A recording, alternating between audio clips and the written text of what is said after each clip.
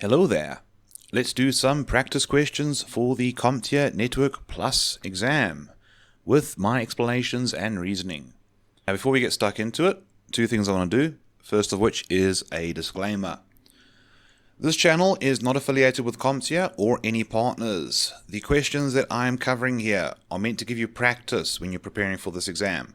They are not actual exam questions and answers. All these questions have been created to provide a similar experience in the exam and how the knowledge will be tested. Any similarities is because this is the intended goal. Now, second thing is, I want to tell you about the workflow.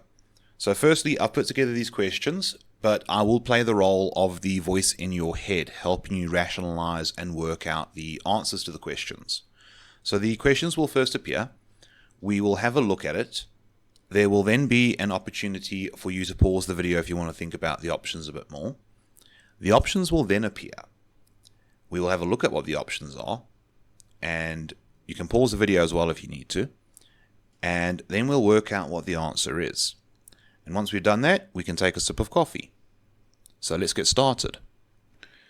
First up, users are complaining that a server is not responding. After verifying that the server is not responding to ping packets, a technician goes to inspect the server and sees that the cable is plugged in, but the indicator on the lights on the network interface card are not active. No complaints about any other servers on the same subnet have been logged. Which of the following is most likely to be the cause? I'm going to give you a chance to think about this and think about the options you'd like to see.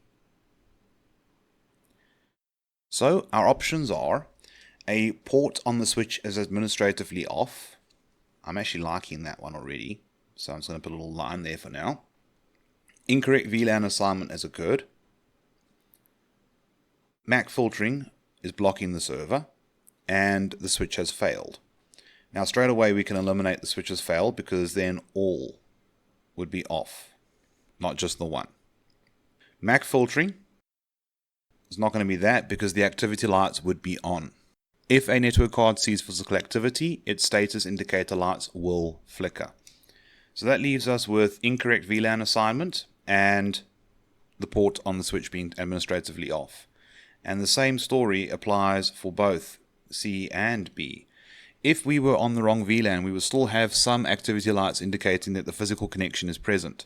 Whereas if somebody goes into a switch and runs the appropriate shutdown command to turn off the interface, that will physically turn the interface off. Absolutely no signals will be sent and received, which means layer 1 is off. And obviously if layer 1 is off, so is everything else. So the first answer is A. Next up, which of the following DNS record types is used for IPv6 hosts? I'll give you a chance to pause the video if you want to and think about what you'd like to see here. But the options are a TXT record, an A record, a quadruple A record, and an SRV record. Now TXT records are not for anything in particular as far as hosts are concerned. A records, those are for IP version 4. Quadruple A is an IPv6 record, so feeling very good about that. And SRV is a service record, but we're looking specifically for hosts, which is those two, and we're looking for IPv6, therefore C is the best choice there. Next up, which of the following allows private LAN users to easily access internet hosts and services that are using public addresses? I'll give you a chance to pause the video and think about what you'd like to see. So we've got BGP, NAT, EIGRP, and DNS. So running through this, BGP, that is routing. NAT is address translation. EIGRP is routing. And DNS is name resolution. So firstly, we've got private LAN users, which would probably mean private IP addresses too. And they want to access things on the internet that are using public addresses. So we need something that converts addresses, and that is literally what NAT is all about. It wouldn't be BGP because BGP just focuses on routing. It wouldn't be EIGRP because that just focuses on routing. You might have felt good about DNS Remember, DNS is about converting a name to an IP address. That IP address could be a private machine on your LAN, or it could be something on the internet.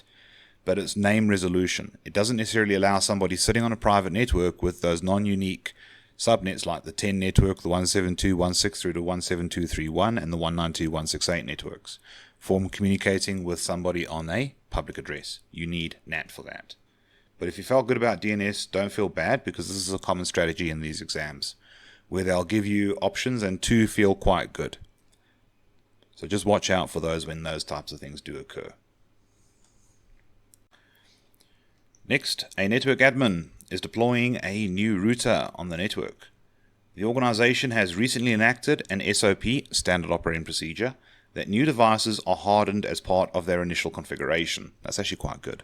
Which of the following things should the administrator do first? Okay, so we're expecting security options here. I'll give you a chance to think about what you'd like to see. So we can enable SSH for remote administration. That sounds good. We can go and configure access control lists, and being a router, that is a viable option.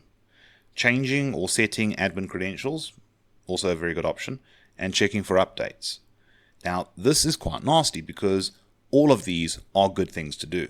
But we're talking about what should be done first, which would be the most concerning. Now, as we eliminate these options, please don't think I'm saying I would not do these. That is part of the trap you might fall into when you get a question like this in the exam. We're looking at what would be the first point of order. What would matter the most? What would I want to do first while my mind is fresh and I remember all my steps I need to do, and I'm still reading my SOP and not trying to be arrogant and memorize it. So, enabling SSH for remote administration, that does sound like a good option. I don't know what the appliance is or what vendor made it. So it might be using Telnet. It might not have remote administration turned on at all. So SSH is a pretty good option. Then you've got configuring the ACLs. That's pretty good, but you'd need to get IP addressing sorted out first before you start worrying about ACLs. So let's get that out of the way for now. Changing and setting admin credentials. So if the device comes with some admin credentials already set on, it's probably defaults and they're probably terrible. Or some enterprise vendors don't have any defaults on them, allowing you to set whatever you like. That sounds really important to me. Checking for updates, that would probably be quite useful, as this device has probably been sitting on a shelf for quite a while. So I definitely would do that, but not straight away. I'm tied up between C and D. And to be honest, I want to change the admin credentials first, because as soon as this router starts getting IP addresses, there is the possibility that somebody could try and remote into it.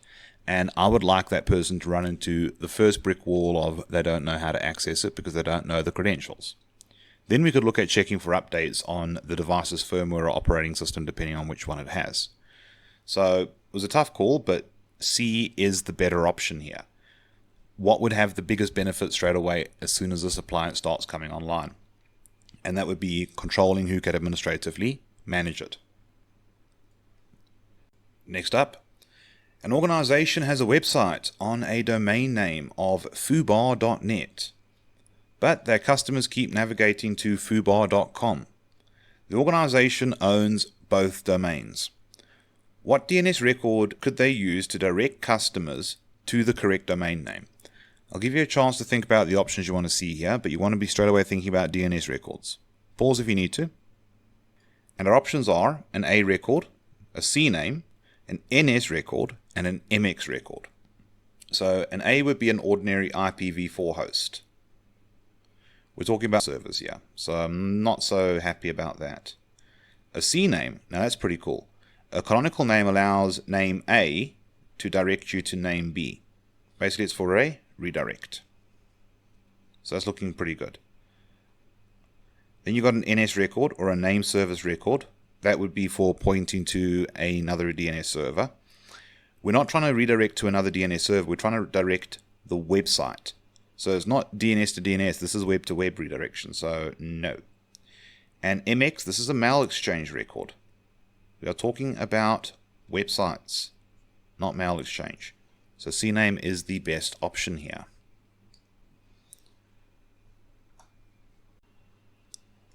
So a cloud administrator is testing out if jumbo frames that are 9,000 bytes big would improve performance of data synchronization to a private cloud-hosted storage service. Oof. Okay, so just quickly digest that one. You're running your own cloud, and it's a storage service. Neat. And has adjusted the MTU value on the servers. So, yeah, you have to do that, because to do jumbo framing, you need to make sure the MTU can be 9,000 bytes big. And he's done it on the servers so far. The server is receiving traffic, but having issues with transmitting the traffic. What should a network administrator do to fix this issue? Give you a chance to think about it. They can set up a static route to use a next hop IP address. Good option. Enabling RSTP, possibly. Disabling flood guards. That's actually a pretty good option. And adjusting the MTU on intermediary network devices. I'm feeling very strongly about the last two. So the reason why I'm not feeling strong about A is because this is not a routing issue. The server is currently receiving traffic. It's having a problem transmitting it. And if you're feeling, hang on, would that possibly be related to the 9,000 bytes? Quite possibly. RSTP, this is not a STP convergence issue. If it was a convergence issue, the server would not be receiving or being able to send. So, no. So this leaves us with the C and D options that I felt good about straight away. Now, it could possibly be the flood guards messing with the appliances, because there is a type of denial of service attack called a ping of death, where an oversized ICMP echo request is sent. And a 9,000 byte big MTU would be an issue. But the flood guard basically just looks at, does this traffic exceed the MTU or not?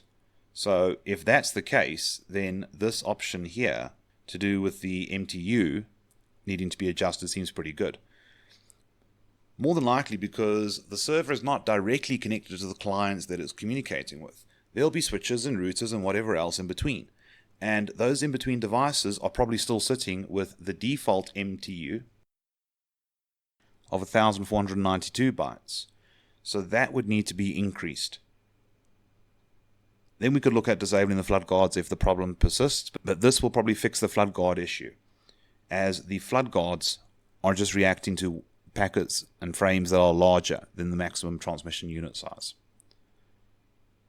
Now that being said, doing jumbo framing is a bit of an old-fashioned technique. Sometimes can be useful to improve private cloud performance, but because of the complexity and requirement to adjust the MTU on all network appliances consistently and correctly, a lot of people don't bother doing it anymore. They just stick to the defaults. It's easier that way.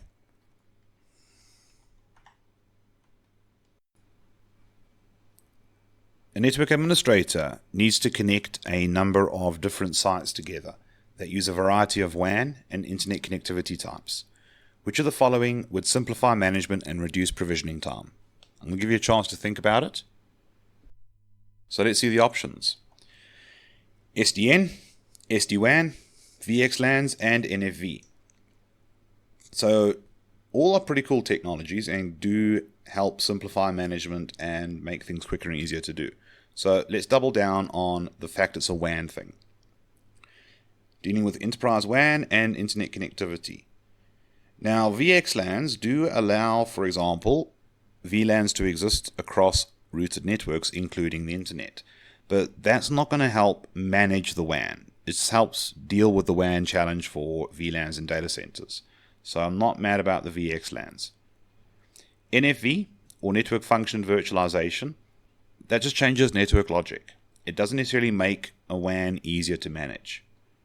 Plus, NFV is mainly an interior or within autonomous system solution. So this leaves me with SDN and SD-WAN. Now SDN I'm going to eliminate straight away because it is for the LAN. SD-WAN, however, is for the WAN, and the software-defined aspect is all about the management of it. And that's what they're after. They want an easier to manage and faster to provision environment.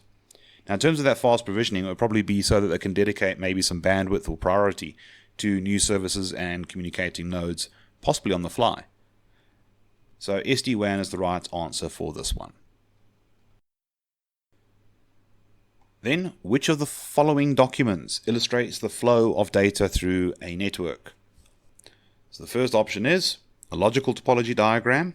The second one is a physical topology diagram. Option C is a heat map. And D is a service level agreement.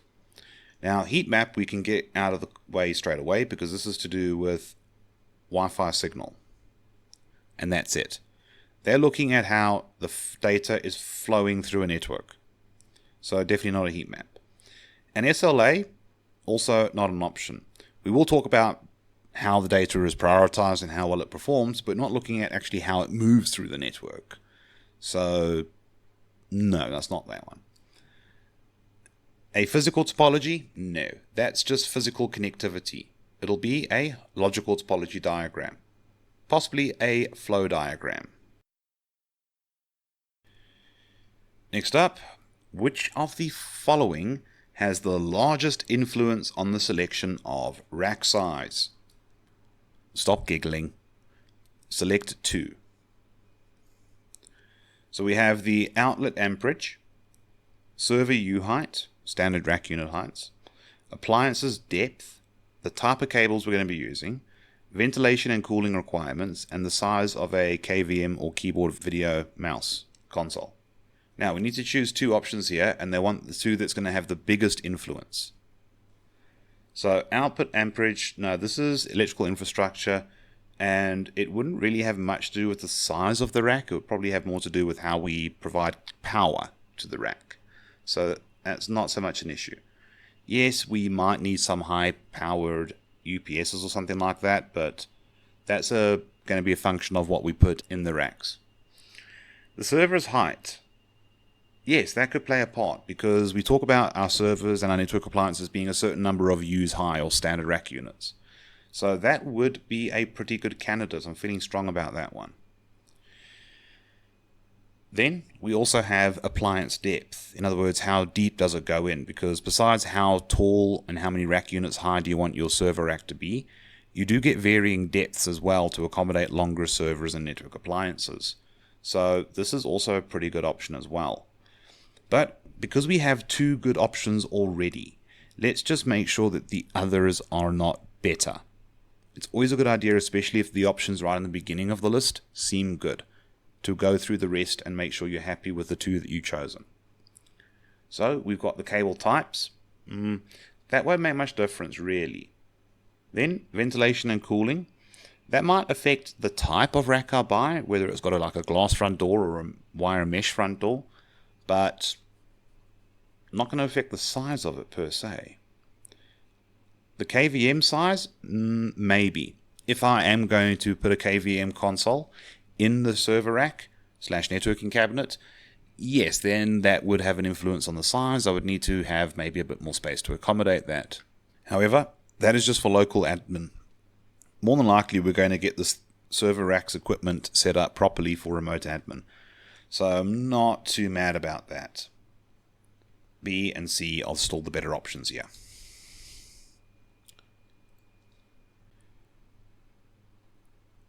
After a firewall is implemented, a LAN segment is unable to make or receive VoIP calls. Which of the following is most likely the issue? I'll give you a chance to think about it. It's probably a firewall issue, but let's see. So first we've got incorrect native VLAN assignment. Possibly if you're doing a voice over IP VLAN.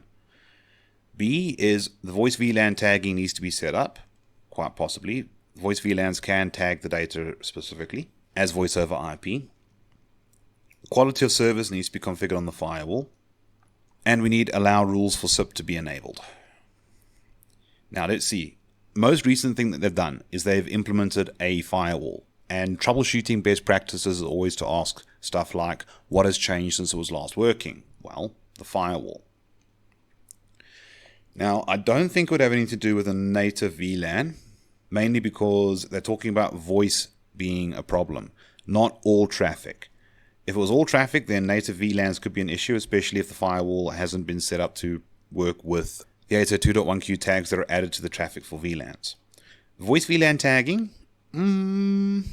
Possibly, but the thing is it's been working already, and then the firewall came along and changed that, so I'm not so mad about B. Quality of service? Possibly, but quality of service would lead to degraded experience if it was an issue, as opposed to the LAN segment is unable to make or receive VoIP calls at all. This is completely not working. So I'm not overly mad about quality of service, which leaves us with the allow rules for SIP to be enabled. And SIP is necessary as that is the protocol that VoIP needs to set up and manage the session. And if that has not been allowed through the firewall, that would explain why this LAN segment is unable to make or receive the calls. So D is a pretty good option there. Then we have an IT administrator that is busy reviewing access logs on a VPN server, and they're not correlating with the date and time for the same events that correlate with the firewall logs. Okay, so we've got a mismatch on date and time between two different network systems. Which protocol would the administrator want to verify? Give you a chance to think about it. Pause if you have to. But IPsec, TTLS, NTP, and LDAP. So first of all, they are focusing on security, but the problem they have is date and time on the logs are not correlating. That is the real thing to take away from. Date and time not correlating with the logs. The fact it's a VPN, the fact it's a firewall, don't get too tied up on the security aspect of it. Remember, this is Network Plus, not Security Plus. So IPsec, no, I doubt it's that. TTLS, doubt it's that. NTP, Network Time Protocol, got a very strong feeling about that.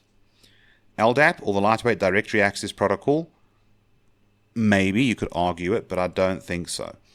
They are having a mismatch of date and time. The VPN server says it's 1 o'clock in the morning when the person logged in. The firewall says it's 1 o'clock in the afternoon. I think there's a time mismatch. One of the devices, or both of them, might have a locally configured clock or an incorrectly configured time zone. Now, they did say which protocol should the administrators look at verifying, and that would be NTP. Check that it's being used, check that it's working, check that you're using the same NTP source, although that very rarely causes a problem. But that would be my first point of call if I've got a time and date discrepancy between two networked systems.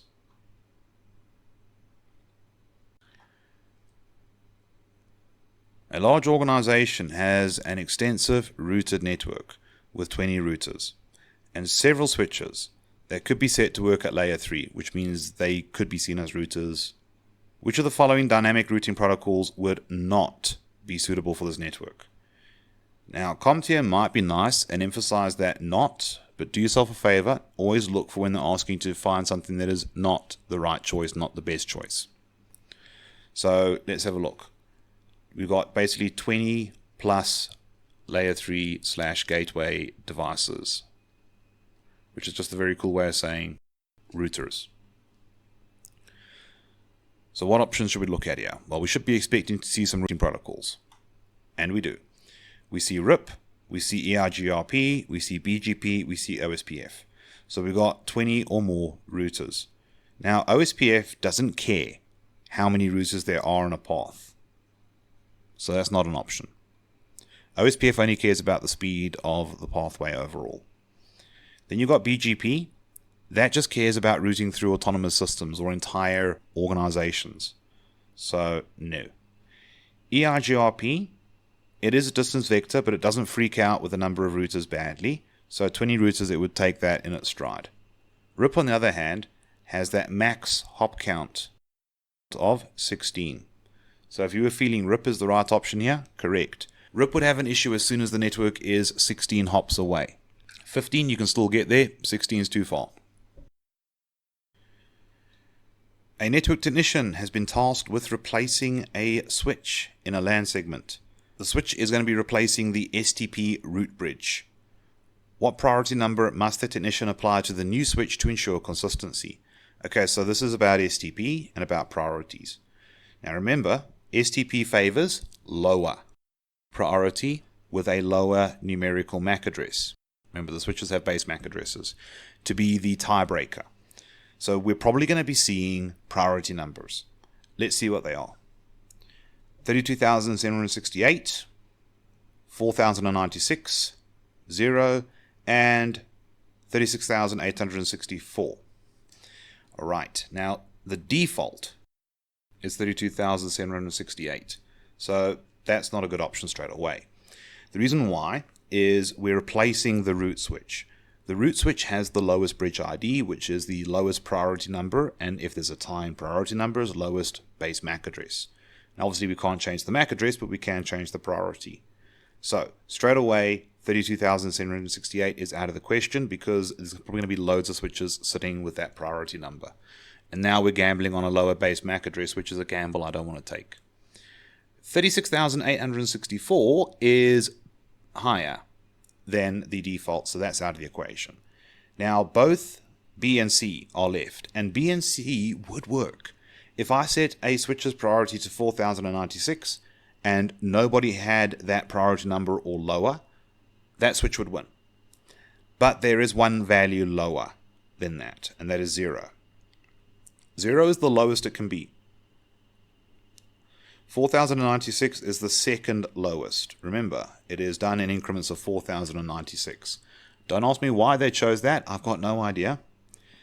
But it's what they chose. So the reason why I wouldn't want to use 4,096 is if another switch comes along with a lower priority, it'll win. Regardless of what its MAC address is, it'll win. So if I want to replace a root switch and guarantee the new one will be the root, I want the priority number to be 0. That is the best option for this. Which of the following topologies would offer the best level of redundancy? So we're after redundancy here. Give you a chance to think about what you want to see. Hub and spoke, star, tree, or partial mesh. Well, let's quickly remember what they look like. Hub and spoke usually is a central design for routers or entire areas. Very similar to star topology. The only difference really with star is it's normally something like a switch and PCs connected to it. That's normally the difference there. But in both cases, I'm not seeing multiple ways around the network if there's a failure. So that's a nope, that's a nope. Tree, well, that is basically where we span downwards and increase the amount of devices to provide better connectivity to end devices. Basically looking like an upside down tree. Again, I'm not seeing much redundancy here. Whereas a partial mesh, this is where we are going to have multiple connections between the devices. The only thing about partial mesh though is we can be selective about where we build the redundancy in. So partial mesh is the most redundant of this lot. Chances are you're probably hoping to see full mesh as one of the options. And if full mesh was here, I probably would have gone for that. But partial mesh is the most redundant of this lot. Moving on to the next question. We have a company that is assigned a Class C network segment of 192.168.20.0 with a /24 mask. One of its departments has 40 hosts. Which of the following subnets can be allocated? Choose 2. So this is a subnetting question for us to deal with. Thankfully, we don't have to do the whole thing that I've shown you in my subnetting videos previously. But let's check what we have. We have a 192.168.20.64 with a /26 mask, another .64 with a /27 mask. We have a 128 with a 26 mask, and a 190 with a 26 mask. Now, because this is going to involve subnetting, we want that conversion table. I hope you wrote that down before you started your exam so that you don't have to try and picture this in your head. If you need to remember how to do this, feel free to go back to the subnetting video. I'll be waiting for you. Now that you're back, let's play with this. So the first thing I want to do is I want to work out if that 27 mask is okay or not. If that was also a /26, then I'll jump straight into the next thing I want to work out. But first, let's try that out. So being a classful subnet mask to begin with, a /24, that means 255.255.255.0. Now remember, we can cheat a little bit because converting those 255s to binary is just going to be a pointless exercise because we're going to convert them back and they're going to be 255 still. What is already set we can't touch. So what we can play with is the 4th octet, and they've already given us the side notation. So let's do the /26. So that's 25, 26, and the rest is all zeros. And this one is the /26 mask. Let's do the other one. So we're on 25, 26, 27. and this is the 27 mask. So the formula we're going to use to check if these masks are okay is the 1 for the number of hosts. That is 2 to the h, and whatever that is minus 2. That gives me the number of hosts. The new binary ones are the new network bits. The zeros left behind, those are the host bits. So let's see, we've got 1, 2, 3, 4, 5, 6. So that is 2 to the 6 minus 2. That is 64 minus 2, 62. So /26 is enough hosts. Then let's check out the one for the /27 mask. That'll be 2 to the 5 minus 2 because there's 1, 2, 3, 4, 5 zeros left behind. And there we have the 32 minus 2, which gives me 30. That is not enough number of hosts. We need 40 hosts at least. So with that, we're able to eliminate this because that is too few hosts. So that helped us out a great deal. But that still leaves us with A, C, and D, and we need to choose 2. So 2 of these will be valid network addresses, and one of them is not a valid network address because they're asking which of the following subnets can be allocated. So subnets normally implies network address. So what we can start doing is start populating or creating that IP addressing table we did in the subnetting process. So let's go work out the network addresses. And to do that, we want the increment.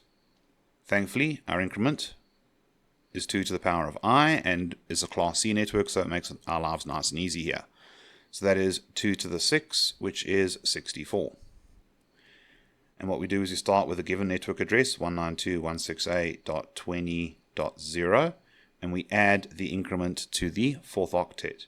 So that'll be a .64, because 0 plus 64 is 64.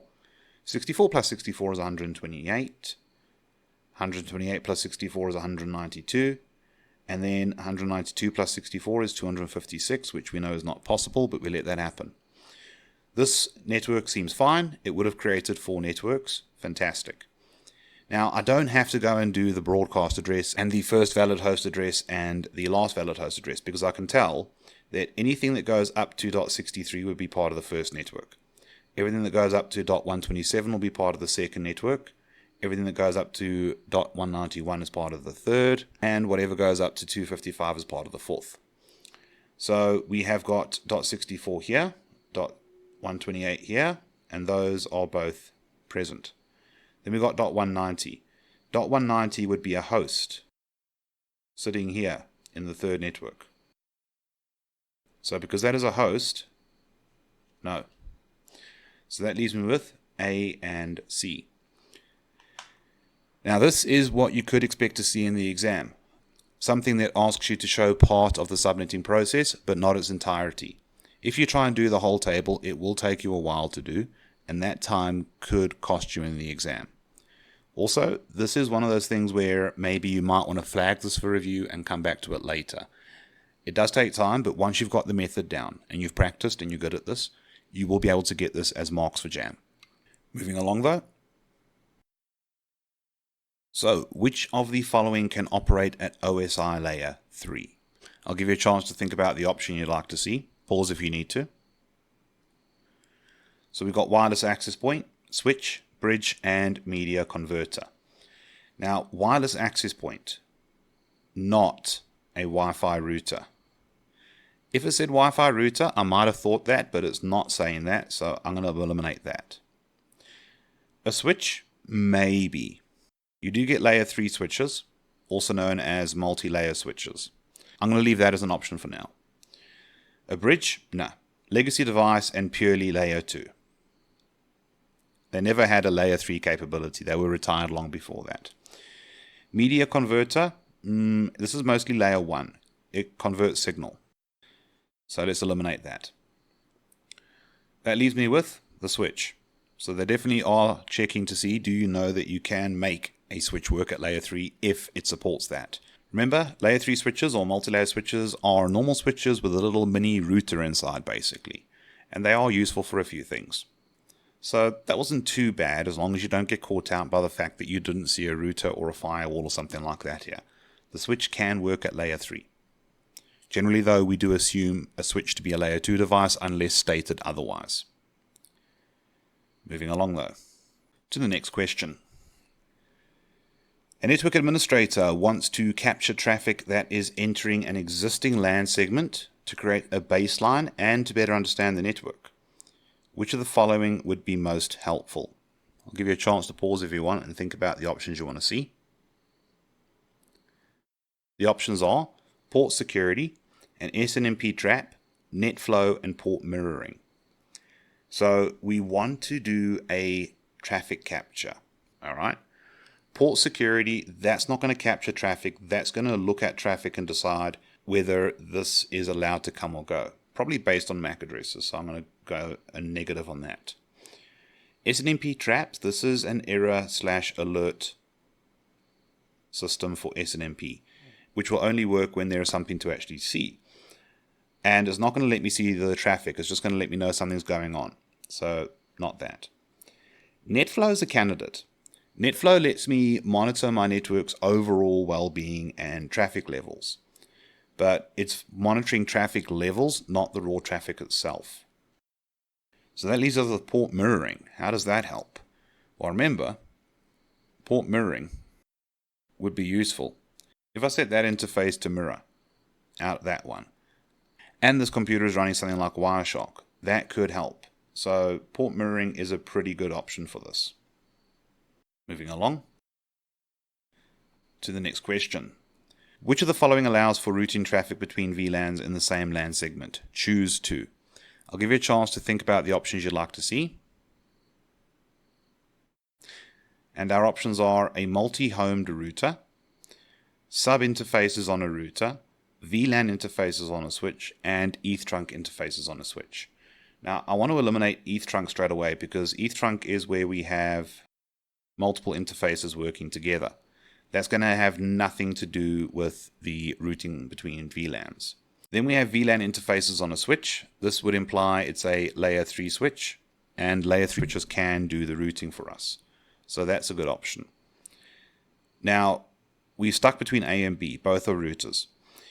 A multi-homed router is a router with interfaces in multiple networks, whereas sub-interfaces on a router could handle the individual VLANs. So I'm going to go for the sub-interfaces. The multi-homed router, not really, because that's for physically different networks. Now, that doesn't mean we couldn't have that router having multiple interfaces, but for routing traffic between VLANs in the same physical LAN segment, the sub-interfaces will be better. So that leaves us with B and C. Now, if you were tempted to go for A, it's a fairly viable option, but remember, we are looking for the better options. And sometimes we will be presented with options that are good and there is an extra one or two. So go for the better one. What defines better will vary by question, but you can still see that the sub-interface is a more efficient and more capable option for VLANs in the same physical LAN segment. Then, next question is, which of the following wireless encryption standards would offer the best level of protection? So we're looking for the best security, basically. I'll give you a chance to think about the options you'd like to see, but you've probably got a good idea about what's going to pop up now. We've got WPA2, WEP, WPA or WPA1 as it might also be written, and WPA3. Now, considering all four are encryption standards, let's start eliminating the weakest, which is WEP. WPA or WPA1, not much better. That leaves us with WPA2 and WPA3. Now, some of you might want to say WPA2 because it's going to give me good protection and good compatibility with older devices. Remember, at the moment, Wi-Fi 6 or 802.11ax is still pretty new, and that is what you need to have WPA3 encryption. It'll probably change in a few years' time, especially as this version of Network Plus reaches the end of its life, but it does take time for a new wireless LAN standard to become commonplace enough that we could drop WPA2 and only use WPA3. So I'm going to eliminate WPA2 because it is not the best protection. It is the best one that will give me also good compatibility going backwards. But they didn't ask about compatibility. They asked about best level of protection, which is WPA3. If they wanted the best level of protection while maintaining good interoperability between older and newer devices that support the older and the newest wireless LAN standard, then WPA2 might have been a good choice. But give them what they look for. Even if it's not something you would have preferred to do in the real world, remember, you're giving CompTIA the answer they want. You can always do what you want later on. Next up, after deploying new servers in the data center, running Linux, an administrator tries to remote into them from their office. I don't blame them. I don't like standing in a data center. They're noisy and uncomfortable. But the connections are rejected. Interesting. It is determined that the firewall needs to be updated. Now, are they talking about an OS update or a rule update? It's annoying when they're vague like this. Let's just go with both for now while we think about it. Which port number should be allowed through? Okay, they're asking for a port number, so I'm feeling they want us to update the rules to allow for administration. Now, I'll give you a chance to think about the options you want to see, and then we'll break it down. So we've got 3389, 69, 22, and 143. So first of all, they're talking about it being a Linux server. Now, this makes me think, have they just had Windows before this? Which means they might not have certain protocols and services open for a Linux machine. Nonetheless, though, we can still work with this. So let's have a look here. We've got 3389, which is RDP. This is Windows. Then we've got port 69. Nice. Port 69 is TFTP.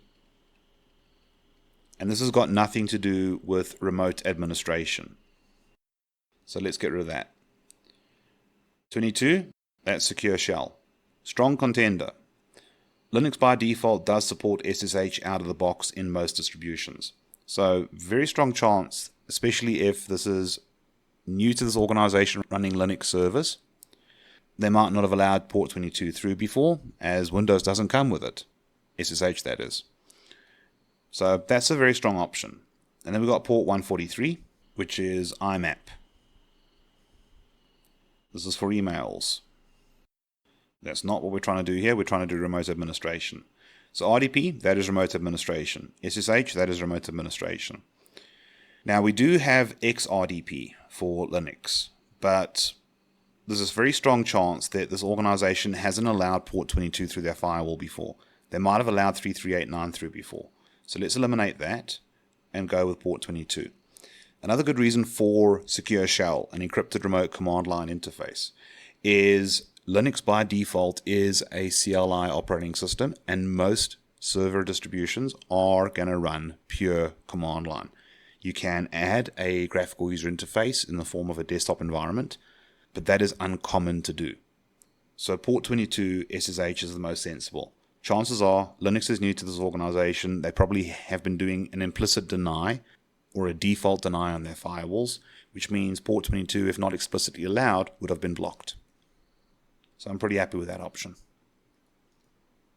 Next, which of the following layers is the first step of the bottom to top or bottom up OSI model troubleshooting approach?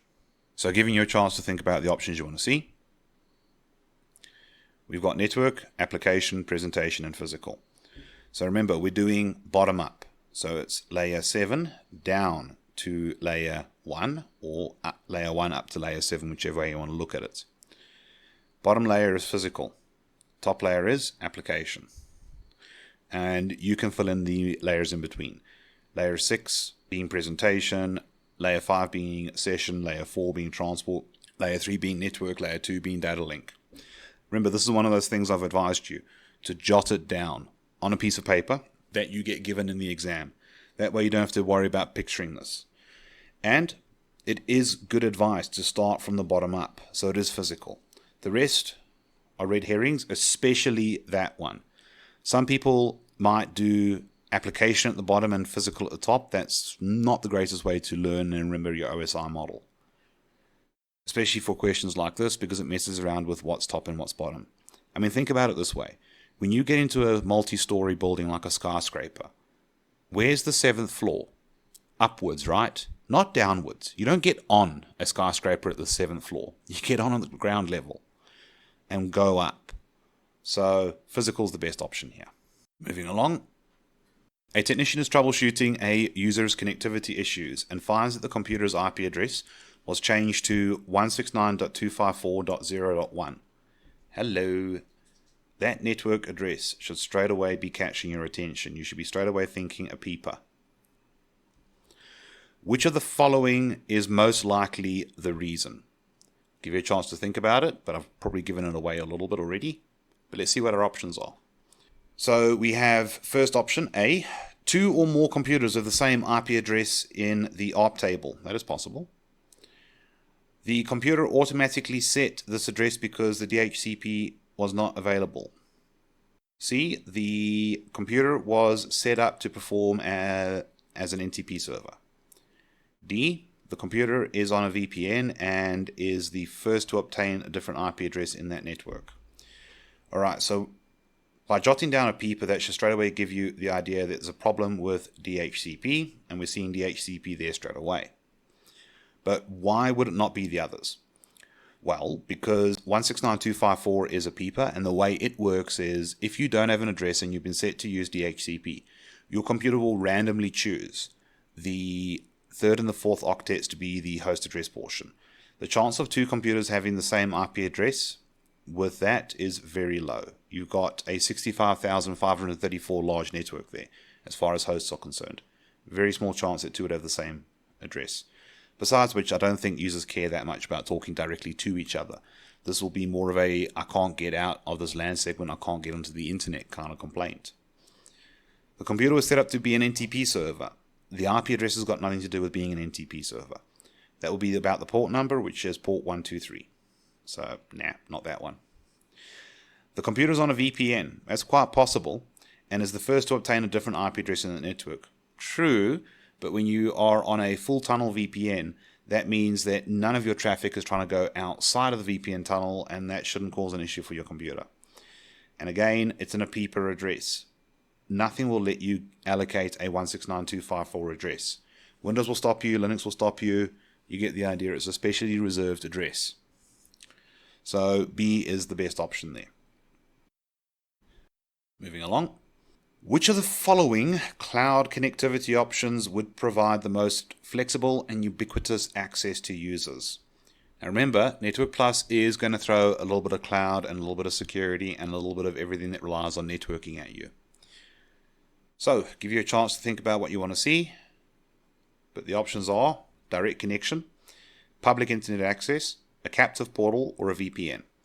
So we're looking for flexibility and ubiquitous access, which is a very cool way of saying access anywhere, anyhow, any etc. Basically, I can access the cloud from any device using any connection, any browser, whatever. Alright, so a direct connection to the cloud will not give me flexibility and ubiquitous access. And the reason why it wouldn't is because I would need to be at the office to use the direct connection between the customer premises, us, and the cloud service provider. That's not flexible. I have to be at work. That's not ubiquitous access. I have to be at work. Public internet, that would be a good option. So let's keep that in the running. A captive portal, that's got little to do with cloud connectivity. A captive portal is all about making sure that as you connect to a network, possibly the cloud, you are presented with a login screen and have to authenticate. Now, that could be done regardless of how you connect into the cloud, and it's more commonly associated with things like guest Wi-Fi networks. So, nah, I'm not happy with that one. A VPN could be a pretty good option, but we're looking for the most flexible, ubiquitous access, and a VPN could be limiting, especially if the person hasn't got a VPN client set up on their machine, their personal computer. And this organization might be cool with people accessing the corporate cloud from personal devices, as they are asking for the most flexible and ubiquitous access option for the users. VPNs limit flexibility because they are security. So for the most flexibility, public internet access for the cloud service provider instances that we are using. In the real world, I probably would have done a mixture of B and D. So if you were feeling very strongly for the VPN, don't worry, I would have gone for that as well. But remember, we must give CompTIA what they want, which is most flexible and ubiquitous access in this case. Not necessarily the good balance of security and access. However, if you went for the VPN in an interview, I'd be very happy with you. Moving along though. Which of the following protocols can be used to discover neighboring appliances on a network? Okay, so we're looking for other devices. Cool. Give you a chance to think about the options you want to see, but there probably will be protocols. Pause if you need to. Our options are DHCP, SNMP, LLDP, LACP. DHCP is more about clients discovering it and allocating addresses to the clients that need addresses. We're looking for neighboring appliances. Now, appliances normally mean network devices, like routers and switches, etc. So, I'm not feeling too good about DHCP. SNMP, well look, it is for the network appliances, but it's not about the discovery. SNMP, I need to go there and I need to set it up. It's not a discovery protocol. So, nah. LLDP, Link Layer Discovery Protocol. Literally what we're after. Best option. Let's just make sure though that the last option is not a good one. LACP, Link Aggregation Control Protocol. That is for when we have link aggregation or ETH trunk going along. LACP is for managing the connection between the two devices where we're making multiple physical interfaces work together as one. It's not a discovery protocol. I've got to go in there and configure it. So LLDP is the better option, especially because it's open standard as well. So that gives us a big advantage of being able to have a mixed environment and use that to check what devices are connected to me without having much knowledge. Fantastic. Moving along though. So our next question is, which of the following type of traffic is forwarded to multiple specific nodes on a network? I'll give you a chance to think about the options you want to see. But our options are broadcast, anycast, unicast, multicast. So we're looking at the type of message that's going to forward traffic to multiple specific nodes on a network. So more than one, but targeted. All right, broadcast? Nope, not that. Broadcast is one to all. Anycast? Maybe. It's a one to any that can reply. So it goes to everybody, but only those who could reply do reply, so that might be an option. Unicast? Definitely not, because that is a one to one. And we're looking for multiple specific nodes. So broadcast failed because it's not specific. C with the unicast is not an option either because it's a one to one and we need multiple. Multicast, this is a one to some. And it is targeted because it uses multicast addresses. So because it's specific, multicasting is a better option here. Anycasting technically could be an option because it can go to anybody who could reply, but everybody does get a copy of it, and only those who can reply do reply. And remember, anycasts are IPv6. IPv6 does have unicast and multicasts for targeting specific nodes. Anycast just replaced the broadcast in v6. So, nah, not an option. Remember, they were looking for multiple specific nodes. If we just said all nodes or multiple nodes in general, broadcast or anycast might have been better options then. So, we got that one then. Next, we have a network administrator that has been tasked with creating documentation for a network where this task had previously not been done. Ooh, my poor Pierre. So, which of the following tools should the administrator consider using? Alright, give you a chance to think about the tools you want to see. But the options are Nmap, Wireshark, TCP dump, and NSLookup. This administrator needs to document the network. They need to figure out what's around them, what's going on, what's being used. NSLookup is not what I'm after here because this is going to just let me test DNS lookups. TCP dump and Wireshark, maybe. Running a packet capture on my computer could be super helpful, but that's only going to allow me to see what communications my machine's busy sending and what I'm busy receiving. It's not necessarily going to tell me much about the network properly. So let's just eliminate those two for now, which leaves us with Nmap. Now, Nmap, or Network Mapper, is a dual-use tool. Some hackers use it to discover your network and do reconnaissance on it, but it's also for network administrators to scan the network, see what IP addresses are active, and also see what ports are listening. And considering it can do that, sounds like a perfect option for this administrator who needs to basically discover what's going on in this network and build the documentation. And this would be super helpful because the administrator would also be able to discover nodes that had been possibly forgotten about, and everyone's just carrying on while the server is sitting there, not being managed properly, not being configured properly, but somehow still surviving. So Nmap's a pretty good option here.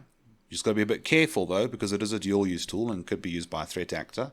And if this organization has active security monitoring, which I doubt they do if they're doing this bad a job at documentation, the active security monitoring might trigger and freak out when they see an Nmap scan being done. Still, it is a good option for this type of situation. Next up, guests at an old hotel are complaining about poor Wi-Fi performance. A network technician does a Wi-Fi scan and sees that only channels 1, 6, and 11 are in use. Which of the following 802.11 standards is likely being used? Now I'm going to give you a chance to think about what you want to see here, but take a moment, pause, because there's two very nice clues in the question and I want to see if you can guess those before I point them out. So our options are 802.11a, 802.11g, 802.11ac, and 802.11ax. Now the two big clues here are the old hotel and the channels in use.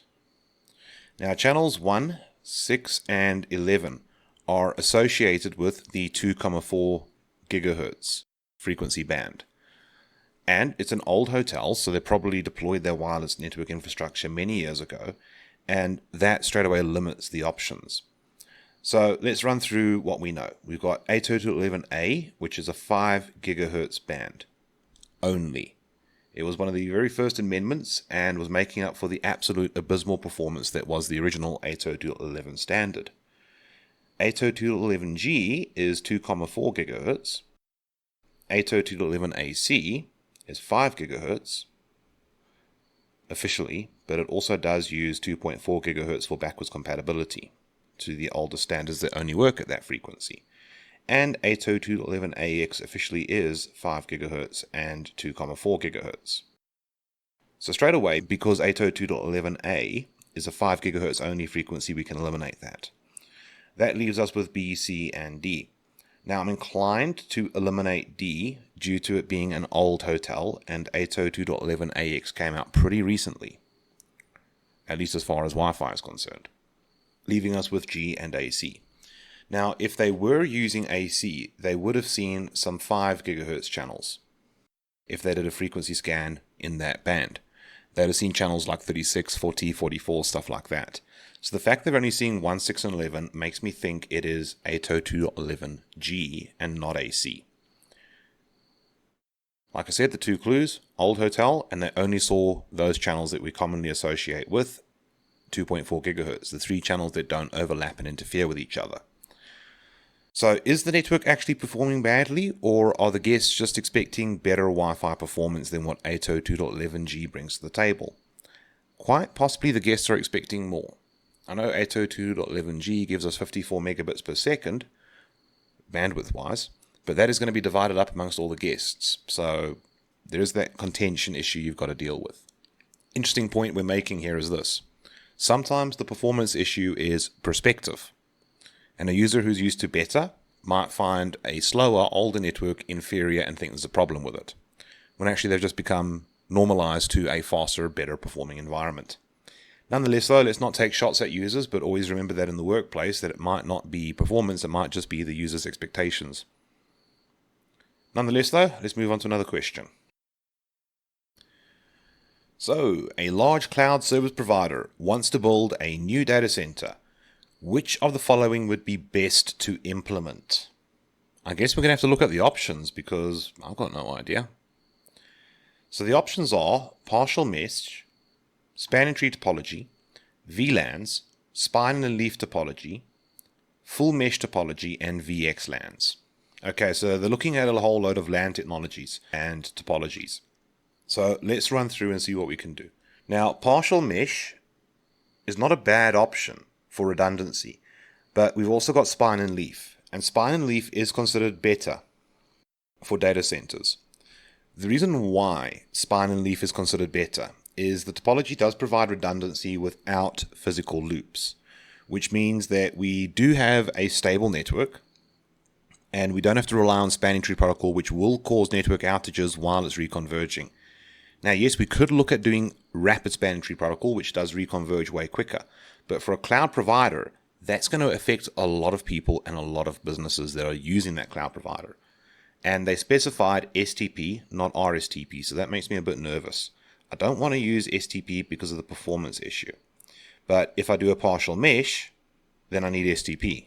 So let's take those two out because they're not ideal for the data center. For a user LAN segment, not too bad. But for a data center, I would like the better reliability that I get with a spine and leaf topology. Now, as soon as I eliminated a partial mesh, I definitely want to eliminate a full mesh as well. So spine and leaf will give me a better option.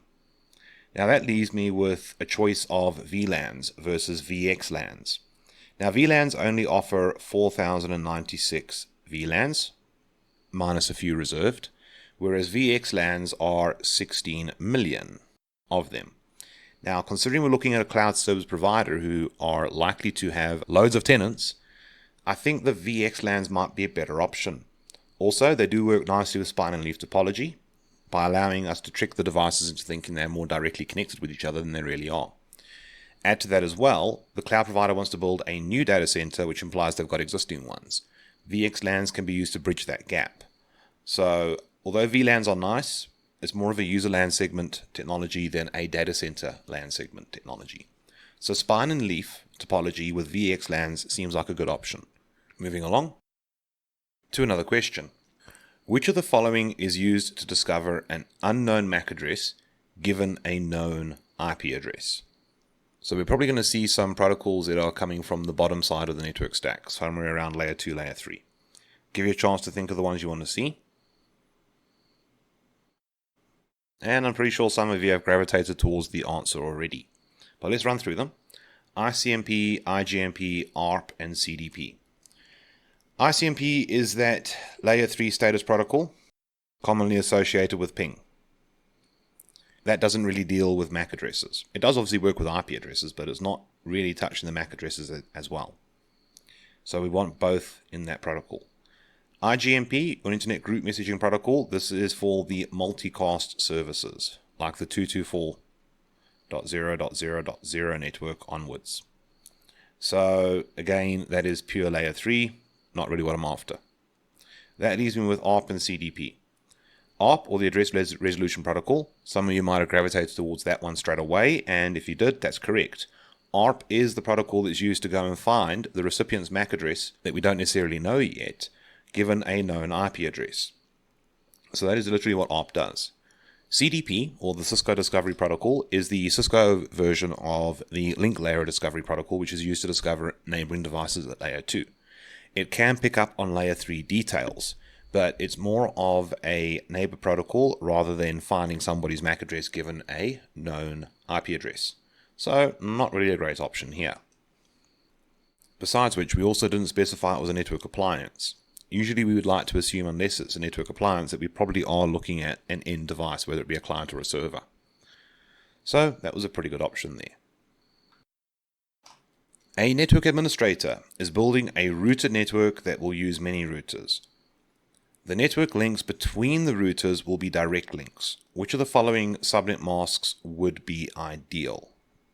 Give you a chance to think of what you'd like to see here. But I bet you were hoping for cider notation instead of dotted decimal notation.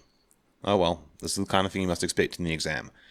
Questions with options that look very, very similar, so you need to be prepared to look closely and spot the differences. You do get some interesting tools in the exam, but try and focus and make a note of which options are different.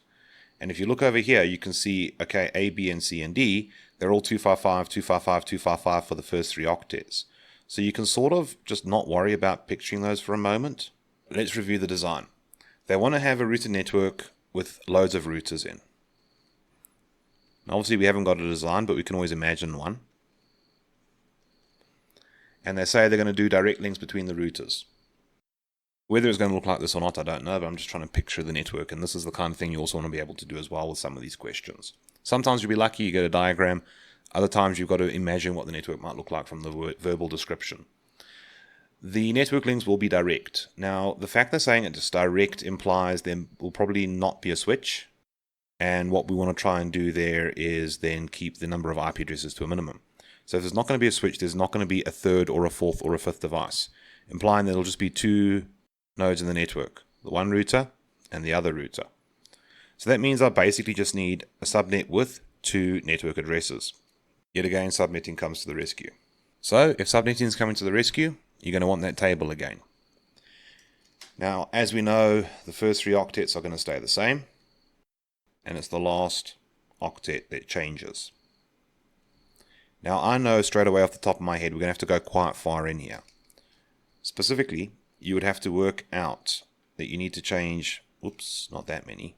You'd have to work out that it's the first 6 host bits that need to become network bits, leaving these last 2 to become host bits. And 2 to the h minus 2, if h is equal to 2, that is 2 to the 2 minus 2, which is 4 minus 2, gives me 2 hosts per network exactly.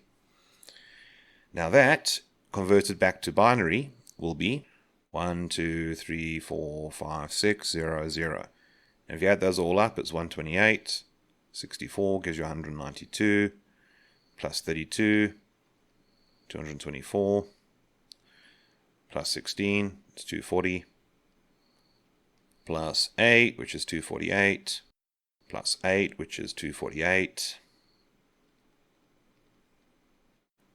plus 4, which gives me 252. And then it's a 0 under the 2 and the 1. So that is the best option. Good news is, though, if you do get something like that, you can gravitate straight towards that subnet mask. It's also a /30 as well. Yes, it does create a very inflexible IP subnet, but if I know it's just going to be 2 devices on that LAN segment, router A and router B, there's no need for a third or a fourth IP address. We just got to make sure that nobody goes and sticks a hub or a switch there, expanding the connectivity if it's Ethernet. But they didn't exactly say it was Ethernet, did they? They just said direct links. Could have been serial links, which guarantees only 2 devices, 1 device at each end of the cable. So that's my best option. I know the mask looks weird and wrong, but trust me, it's correct. Moving along. So for this question, let's have a look. In the event that a root bridge or switch temporarily fails in the STP network, the next viable switch will take over as the root bridge. What will occur once the failed root bridge or switch once again becomes active in the network? So we've got root switch in a network, it failed, next best becomes the root switch, everything converges around that. What happens when the original root switch comes back online? So our options are, nothing will change. The new root switch that was selected during the other switch's outage will remain the root switch. The failed root switch will become the root switch again, or a completely different switch will be elected as the root switch because both have had their term as the leader. Okay, first of all, that last one is not an option. This is not a residential position where you're limited to a certain number of terms. So definitely not that. Nor will we sit with nothing changing.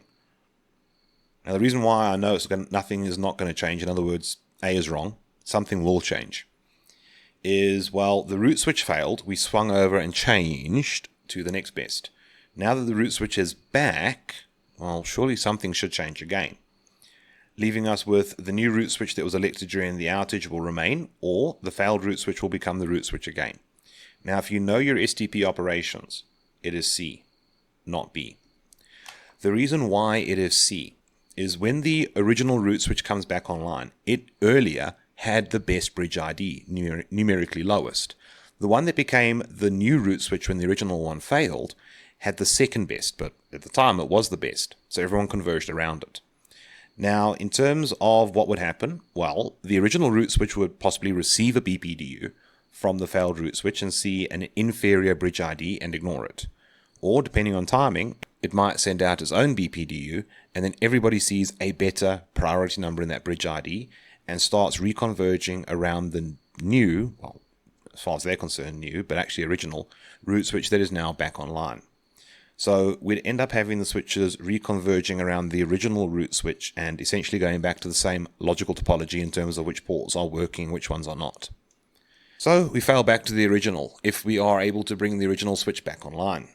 If not, well, that's going to depend on what the new switch's bridge ID is, if we replace the old one with a new one. Nonetheless though, bring back the old one, it fails back to the old one.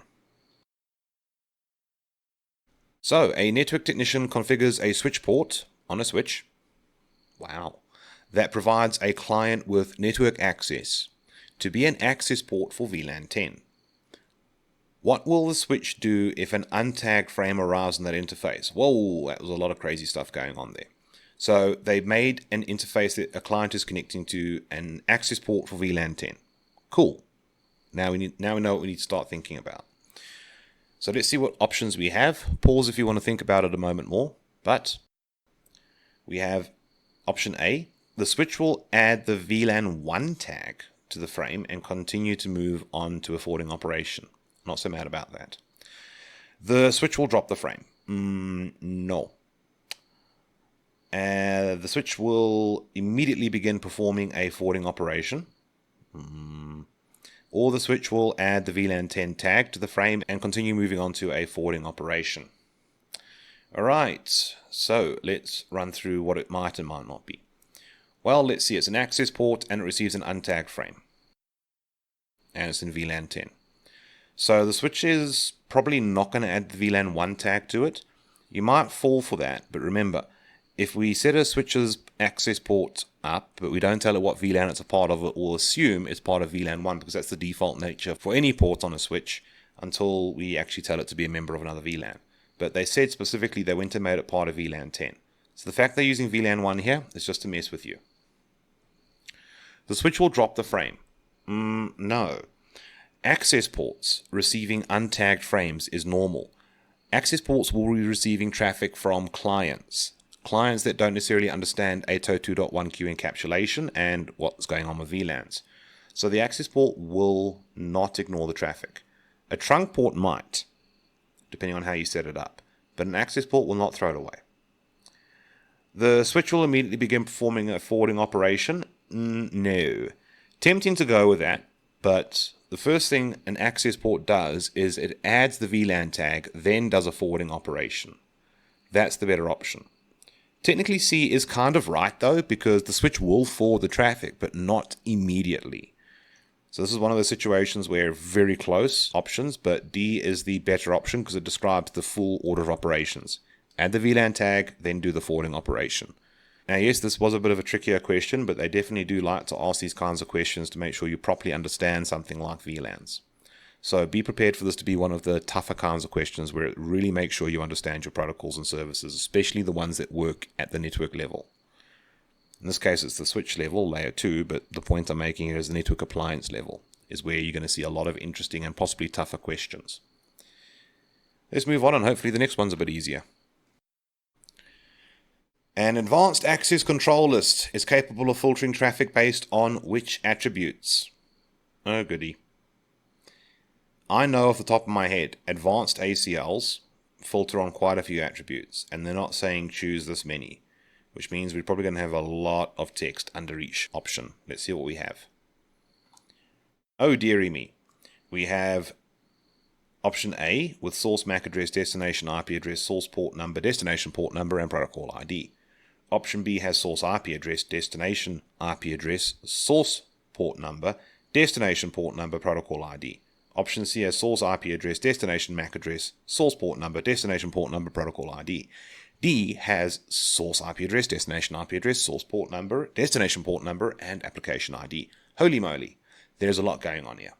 So this will be easier if you can remember details when they give you these like hectically long options where you've got to figure out which one's got all the combinations I'm looking for. So advanced ACLs filter traffic based on 5 key things. They can sometimes filter on more than these 5 things, but that starts to become a bit of a network vendor specific thing.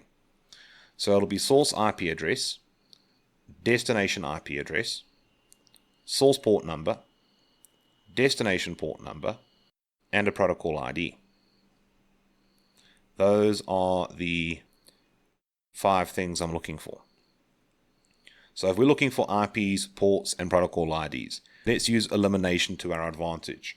And I'm seeing source MAC address in A, which is not right. So A is out of the equation straight away. Let's look at B. Source IP address, destination IP address, source port number, destination port number, protocol ID. Looks like it's got all 5. So I'm happy with B.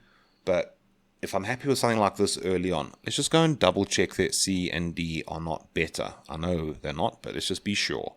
Put it this way. This could be the question that decides whether you get the passing mark or not. Always double check yourself, always run through all the options, even if you're happy with an early one at the beginning. I'd like to hear you guys passing Network Plus the first time. Right, let's see. Source IP address, destination MAC address, which is not on that list, so nope. Let's see. Source IP address, destination IP address, source port number, destination port number, application ID number. Close, but no. We talk about the protocol ID, not the application ID. And advanced ACL cares about the protocol at the most, not about the application making a request of it. So B is still my better option.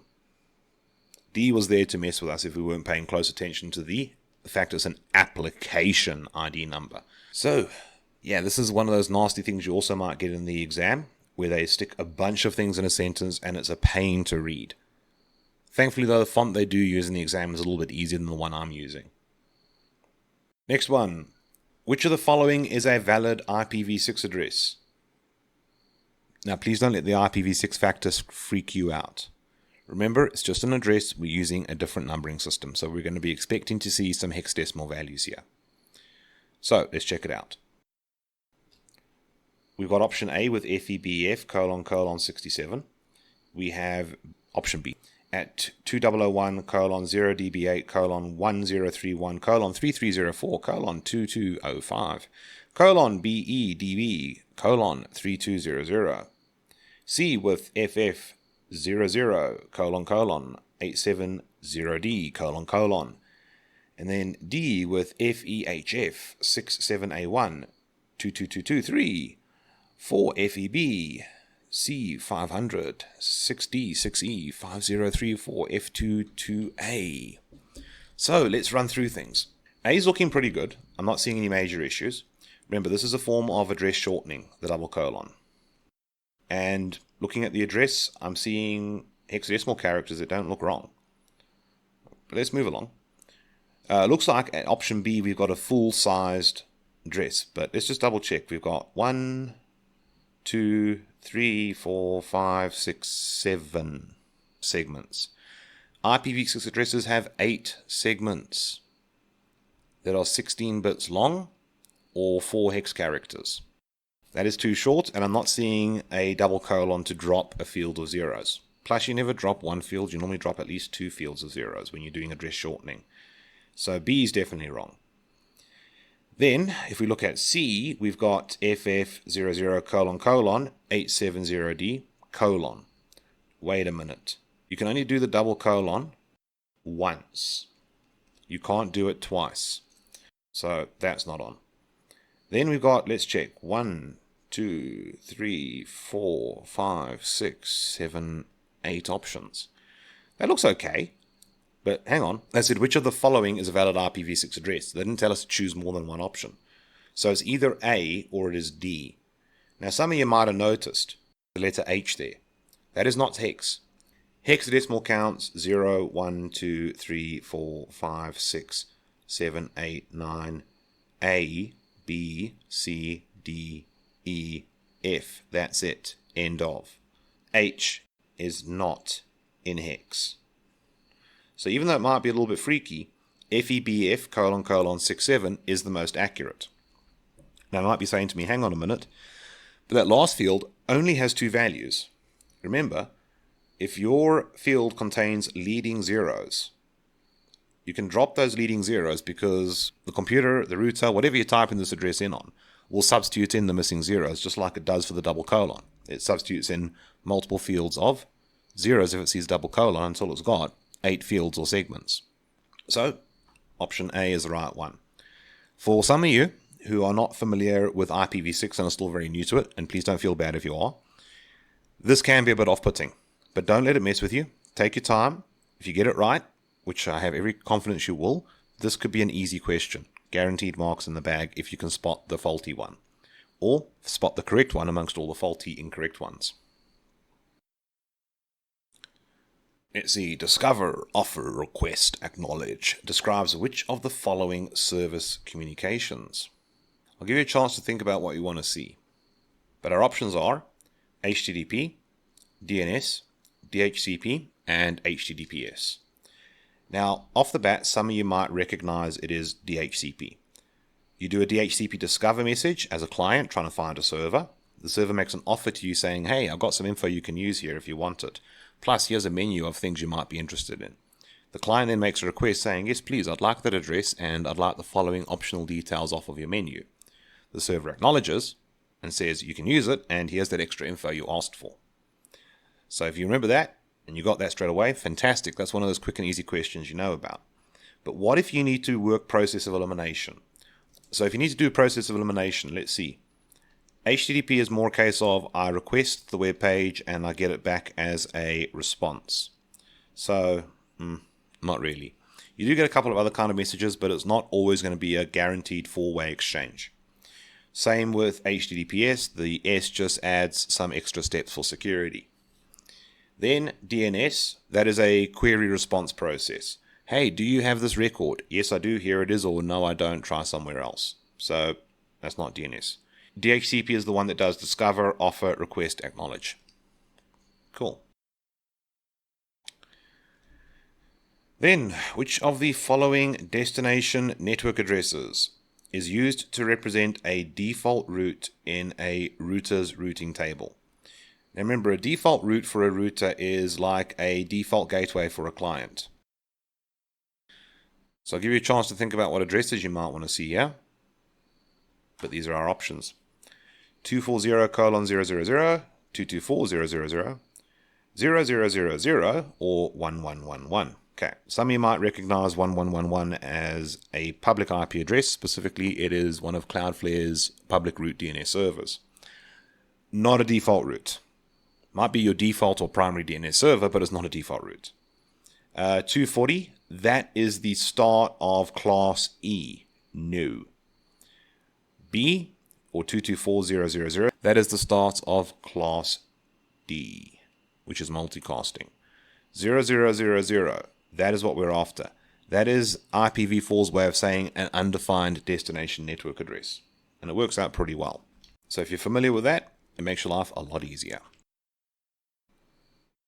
Next up, we've got this one. Which of the following channels are recommended for use in a 2.4 GHz Wi-Fi network? Choose 3. I really hope we don't get all 14 channels here. I'll freak out if we do. Thankfully, CompTIA nor I am that cruel. So, let's have a look. We've got channel 11, 14, 2, 1, 6, 12, and 13. Now, this relies on you knowing your non-overlapping channels for the 2.4 GHz spectrum. Now, there's actually two sets of non-overlapping channels, but the best set is channels 1, 6, and 11.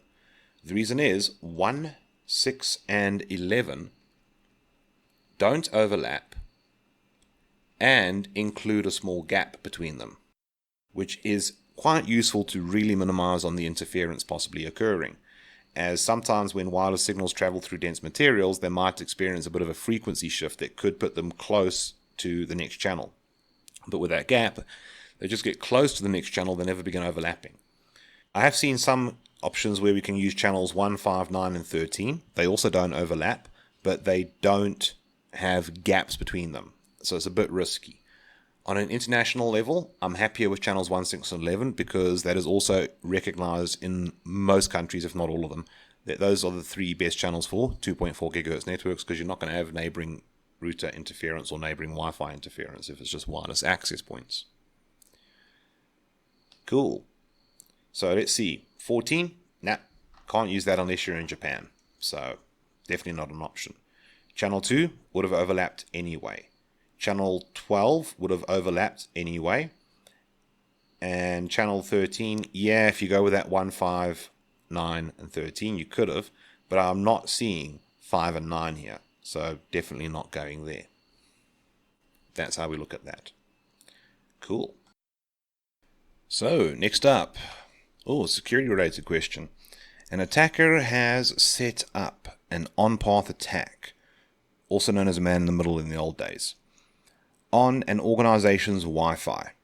So that means that we're going to have a client, the legit access point, and the rogue device is something in the middle. And while the client's talking to the rogue device, thinks it's the actual legit access point. And then when the access point is talking to the rogue device, it thinks it is a legit client. So, which of the following attacks could this be an example of? Well, they've already told us an on-path. So now we're looking for the specific kind of on-path setup they're looking at. Now, it's not DNS poisoning because a pure wireless access point generally doesn't do DNS. And even a home router that does Wi-Fi might just be forwarding the DNS to the service provider's primary DNS server or whatever you chose. MAC flooding. MAC flooding is more of a switch type of attack. I mean, it could be done on a wireless network, but that's more of a case of just messing with ARP tables and MAC address tables and stuff like that. Evil twin. I'm feeling good about that because what happens is this rogue device could be impersonating the legitimate access point and blocking the legitimate one. So quite possible that is an evil twin. ARP spoofing, it's more for impersonating a client perfectly, not really being on path. So evil twin is the best option, where this device is actually a malicious AP and does something to block the legit one so that the client thinks it's talking to the real access point. Moving along. Next up, which of the following types of routes in a routing table has the lowest administrative distance or route preference? Now remember, this term can change and vary depending on the network vendor in question. So let's see what the options are. We've got direct route, OSPF, static, and EIGRP. Now the fact that they're mentioning EIGRP makes me think, okay, this might be Cisco. So off the top of my head, it is 0, 1, 90, and 110. So that makes direct the lowest. But what if it wasn't an obvious Cisco listing? Well, it probably would still be the same regardless of vendor. Directly connected routes are when the network that the router is busy plotting a route to is directly attached to it. There is no way to get there cheaper than when you're already there. So regardless of vendor, I can pretty much guarantee you that a directly connected route will always give the better preference or the lower administrative distance. The other ones, well, that might vary. I've seen some vendors that prioritize OSPF over static routes. Thankfully though, these values could be changed, so you can always make the routing table work the way you want it to. But because direct routes is there, that is the lowest cost, guaranteed regardless of vendor. So that's pretty good. And if I'm perfectly honest, CompTIA does have a little bit of a Cisco bias in the Network Plus exam. Just pointing out an observation I've seen over many years of doing this course and exam. Next one. Which version of SNMP can provide network monitoring data and notifications in a secure manner? Okay, so let's see. Monitoring and notifications. So monitoring would be the whole get request, get response thing. And notifications would be the trap service. Okay, cool. And we're looking for it to be done in a secure manner. Let's see what the options are. We've got SNMP V1, V2, V2 Community Edition or V2C, and V3. V3 is the most secure option. V3 provides both authentication of the NMS and encryption of the traffic in a good and sustainable way. V2C, not so great, although it's close. V3 is better. V2, terrible option for security, and V1 does sweet FA for security. So that's our best option there. This is one of those questions where you just need to know the attributes and characteristics of some of your protocols and services. Moving along. Which of the following IEEE standards defines network access control for security? Now they have capitalized network access control. Well, I wrote these questions obviously. And that often does give you a little bit of a clue that this is just not some general term, but something specific. So let's see what options we have. Oh, we've got a lot of 802 codes. But remember, 802 basically just tells us this is a networking standard.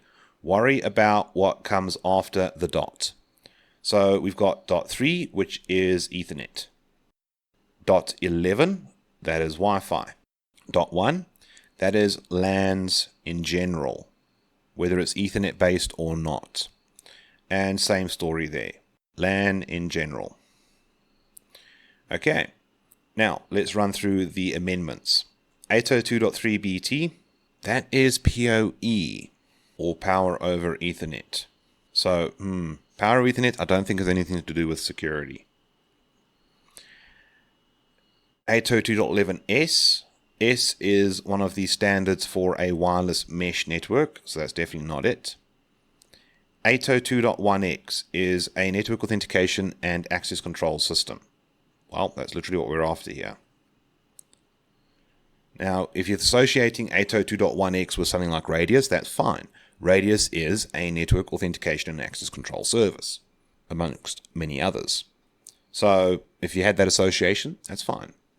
And 802.1q, well, that's the one that defines standard VLANs, which, although does help us with security, its primary focus is actually not security, although it does have a very good side effect of being for security.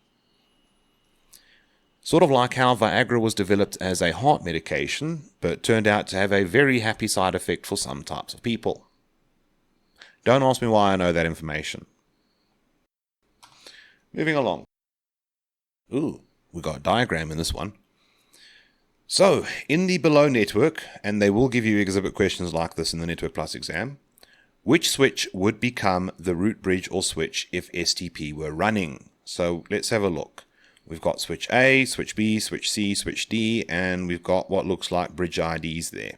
Cool. Please be aware, CompTIA might be a little bit nasty and not always label things clearly, expecting you to recognize them for what they are without a label. So those are bridge IDs, because I'm seeing stuff that looks like priority numbers, followed by base MAC addresses. So we've got switch A, switch B, switch C, and switch D as the options for A, B, C, and D. Well, at least CompTIA was nice enough. Well, I'm pretending to be CompTIA in this. But at least we were nice enough to have a look at them in order. Please beware, they could be nasty and make switch A option B, switch B option D, and mix it all up. But, yeah. Hopefully they won't be that nasty to you in the exam. This is already tough enough as it is. So let's see. Which switch would become the root? This would normally mean lowest bridge ID. And remember, the first thing we check is the priority number. The second thing is the base MAC address if we have a tie. So let's check. Switch A's got 8,192. Switch B's got 8,192. Switch D's got 32,768, which is the default. And switch C has 4,096. There we go. Switch C would become the root switch. A and B do not. Their priorities are too high. If it weren't for switch C having that priority, chances are A would have won because both A and B have the same priority, so it comes down to the MAC addresses, which are almost identical, 0102030405AA, 0102030405BB on switch B. So A would be the runner-up in this situation, but if it weren't for C, A would have become the root, B would have been the runner-up. So our answer here is switch C. Not D because it's got the default, and A and B only just missed it. And we're thinking, hang on, 8,192, how do you only just miss it? Remember, STP's got this weird increment of 0, 4,096, 8,192. It's a weird incrementing system. So switch C has the second lowest possible value, switch A has the third lowest possible value, C1. If I wanted to guarantee, though, that switch C would be the root switch, I probably would have personally gone for a priority number of 0, because that's the lowest you can go. I find this a little bit risky because another switch could always come along with a lower priority number and steal the crown. Nonetheless, though, that's that network. Next up, which type of cable is needed to connect to an enterprise network appliance's console port? All right, now this is the kind of thing you might see towards the end of your exam where you're a bit mentally tired and a simple question can fool you. We're looking for the console port, which is for the local admin access. The console port is not for comms or communications. All right, so thinking about that, let's see what we get. Straight through, rollover, crossover, serial. Straight away, we're going to eliminate the straight through and the crossover because those are for normal data communications. We're looking for something that does admin. Now, if you're tempted to go for the serial cable, close but no. Unless we mention the specific type of serial interface or say serial console, no. That would probably be a serial communication cable, so that's a negative as well. The rollover is the type of cable you'd want to use. The one that uses RJ45 connectors on both ends, but whatever color went onto pin 1 goes to pin 8 on the other side, 2 to 7, 3 to 6, you get the idea. Whatever pin pattern you use, you roll it over or flip it over on the other side of the cable. And then you can use that connection from a laptop's RJ45 connector straight into the RJ45 connector of most common console ports. And just tell your terminal emulator to use the console via the NIC, and you should be good to go. Next up, an SDN controller, please don't panic, integrates with and controls what part of a network appliance? Choose two. Now, some of you probably straight away thought of one particular part of the appliance in terms of what it integrates with and controls, but there's actually a second one. So let's see what the options are. We've got the forwarding plane, we've got the management plane, we've got the control plane, we have the auxiliary connector and the console connector. Now, in terms of what it integrates with and controls, if you're thinking, would that be the control plane? Yes. Some of you might have gravitated towards that one straight away, in which case I'm very, very happy. But what about the others? Well, it's not the console port or the auxiliary port. SDN can work through ordinary data communication networks, so you don't need special connectors for that. So that leaves us with the management plane and the forwarding plane. Now, it's the management plane we're looking at here, because the management plane is the part of the appliance's brain that we're logging into and running our commands or our setup through. The forwarding plane is more of the working brain, what it's doing right now. So the SDN controller doesn't control that directly, although it does influence it through the management plane and the control plane. But that is all it needs to control how an appliance forwards traffic in our networks. So, pretty good option. Next up, which of the following tools will specifically be needed when installing twisted pair patch panels in a server room? Okay, so it sounds like a hardware tool question. Hey, on the bright side, at least we get hardware tool questions that should be a little bit easy. So what options do we have? Cable crimpers, cable cutters, punch down tools, and OTDRs. Okay, straight away, I can eliminate that. Optical time domain reflectometers are for fiber optic cables, and they specify twisted pair, so D's out of the game. So that leaves us with crimpers, cable cutters, some people know them as side cutters, and a punch down tool. Now, all three tools would be very useful when working with twisted pair cable, but they mentioned specifically a patch panel, and that's where you need that punch down tool to force the wires into the connectors on the back of the patch panel, so on the front side we can stick an RJ45 connector in more conveniently. So in this case, because of the patch panel, I'm going for the punch down tool. So it's not A, it's not B. Don't get me wrong, both A and B are very useful, but they were looking for the patch panel specifically. Now, yes, I know you need to cut the cable. I know you might need to crimp the cable at some point, but for a patch panel specifically, the punch down tool is the tool you need. All right, which of the following best describes RSTP, or Rapid Span Entry Protocol? I'll give you a chance to pause and think about the question if you want. But our options are, it prevents loops within a LAN. Okay, that does sound like a span entry protocol, but it could be any span entry protocol and variant. So let's see what else we have.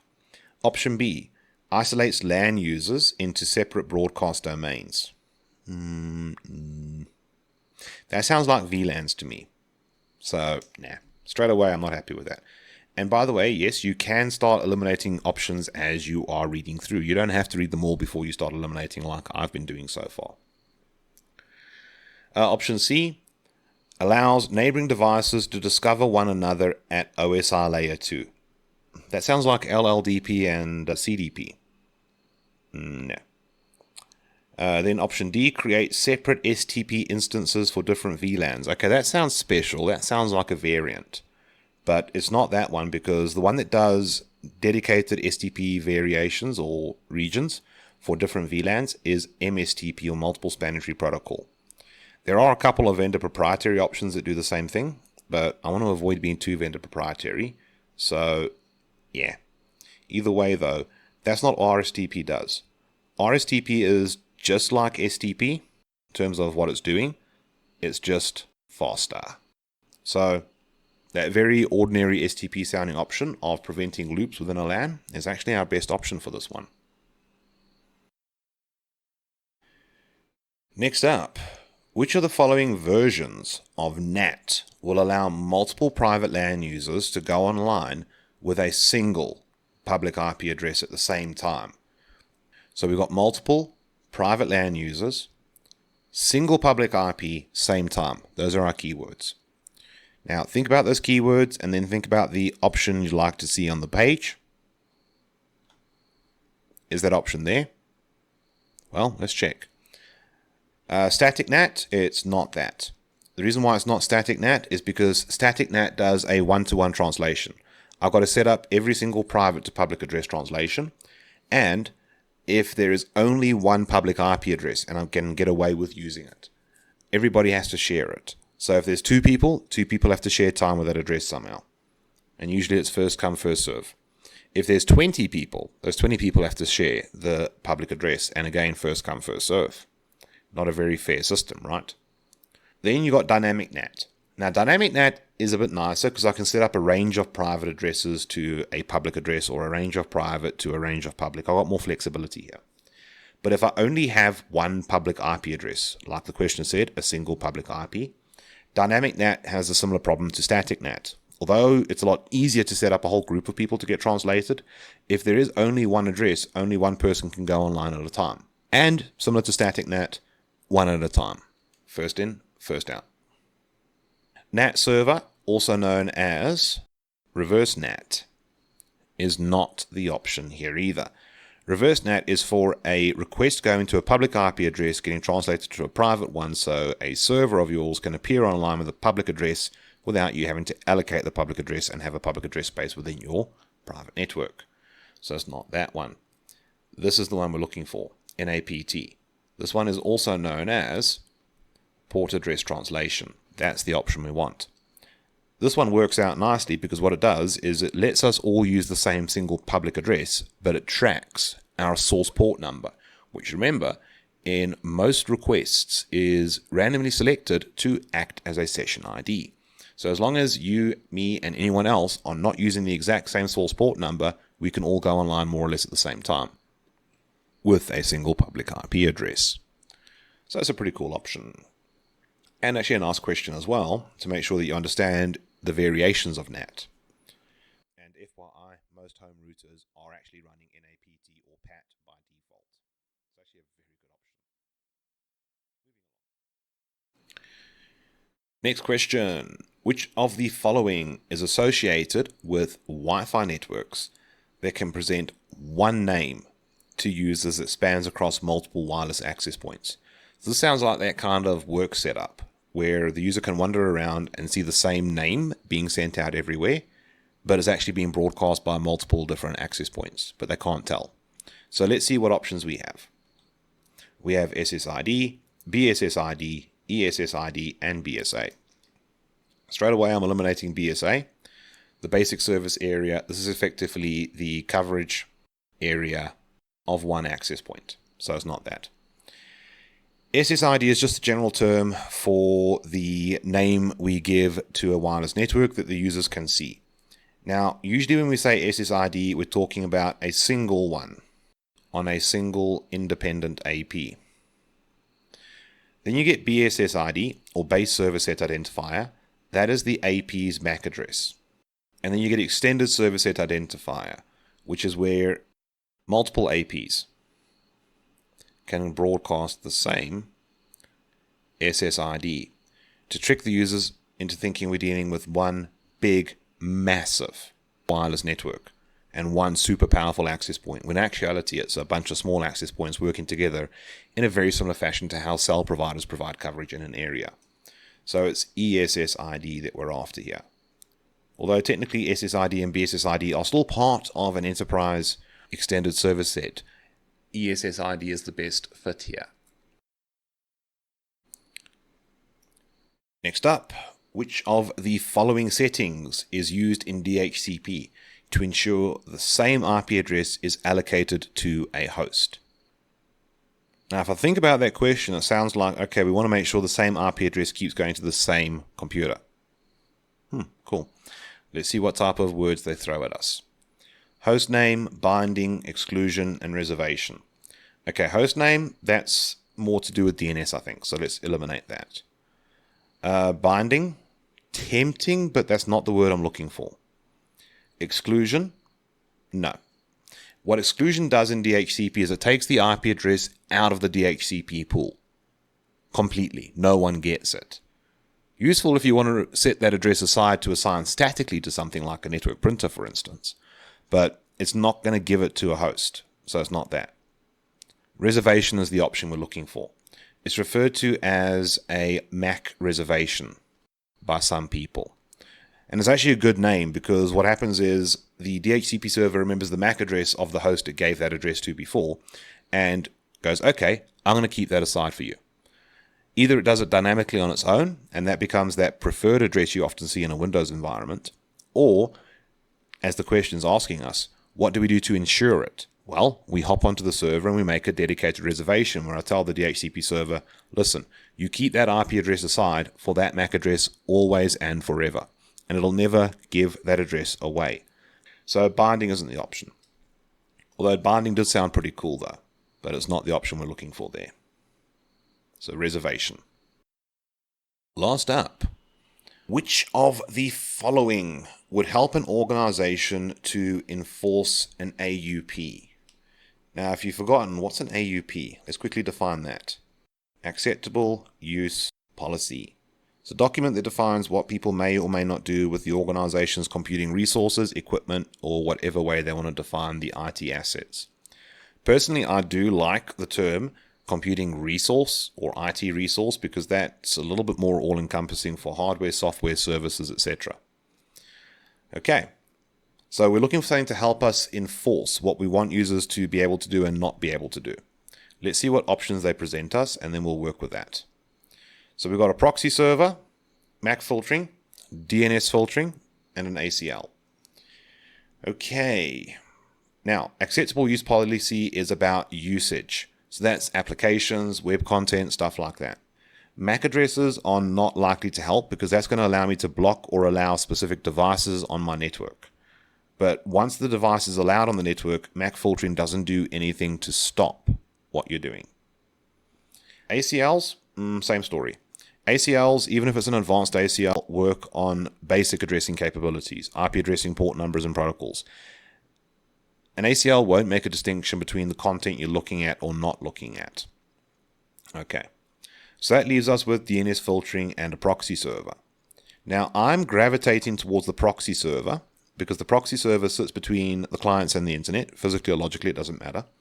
And the clients have to get their requests sent to the proxy. The proxy will immediately block any URL that is specifically banned. And then if it's not specifically banned, the proxy server will then inspect the content in the reply to make sure it doesn't contain anything that is also prohibited. So the proxy server is going to work pretty well. And if you do a transparent proxy, that'll be even better because then there's no client-side settings for the users to work around. Cool. But then, what about DNS filtering? Because I could also stop people going to websites and services on the internet they're not meant to go to by just blocking those DNS queries and not giving a response. The problem, though, with DNS filtering is it's a setting that we could change on the client. If you dig around in your operating system settings, you can actually see that you can still get your IP address and default gateway and corresponding subnet mask information through DHCP, but statically assign the IP address of the DNS server, which means that you could choose to use another DNS server that is not filtering the traffic. So because of that workaround, I'm not happy.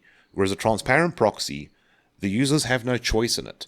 The network forces web requests and other types of internet services to go through the proxy server if it's transparent. There's no client-side setting, and the network's been built in such a way that there's no way around it for the users. It is the better option. Give me the choice though, I would do both, as you can do DNS filtering quite cheaply. If you want to know how, drop me a comment down below and I'll tell you. Otherwise though, that was that. So hopefully this helps you feel more prepared and ready for the Network Plus exam. As always, I'd like to say thank you for watching, and if you have any friends, family members, colleagues or peers that would also like to do Network Plus, don't be afraid to share this video with them. Otherwise though, good luck for your exam.